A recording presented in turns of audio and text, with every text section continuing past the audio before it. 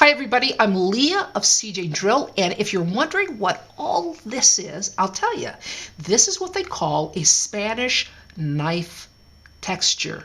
And what many people like about this particular texture, including myself, is that it's a heavy, aggressive texture that can cover up the imperfections in any wall. That's why a lot of people like to use this. Now, what the hallmark is of a good Spanish knife texture are these strong lines. These strong lines here. That's what makes a Spanish knife texture really stand out and pop and grab your attention. And I'm going to show you how to do this texture right now. Okay, I want to show you the material that you're going to need. Now, this is air dry joint compound, and it comes pre-mixed. The reason I suggest the air dry opposed to the setting type joint compound is it takes a long time. It'll give you a long time to work out your design. If you're doing a whole room, then you definitely want to go with air dried.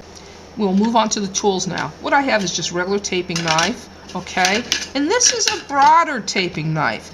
You make the decision. It's personal how broad a design you want, how broad a Spanish knife design, or how small you want the design to be. I've got my taping knife loaded with mud. Now, you can work right out of the bucket, or you can load in a pan. I suggest that if you're working in a large area, that you work straight from the bucket. Otherwise, you're going to go from bucket to pan, bucket to pan, bucket to pan, and it's just going to cost you time. Okay, so this is a demonstration board. If you're working an entire wall, you'll want to start in the upper left-hand corner, work yourself down and across. The thing about a Spanish knife is it's all random and it's heavy, but don't put it on so heavy that your joint compound is going to crack on you, okay?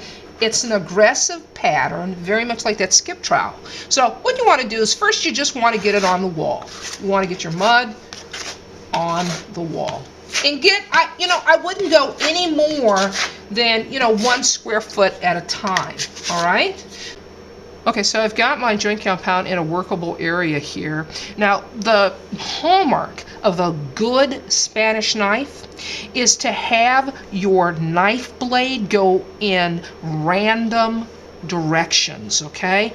And you want to have short, straight strokes, as straight as possible, with heavy ridges.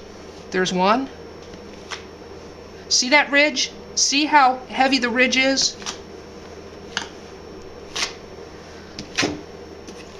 Folks, this is how you make a Spanish knife design.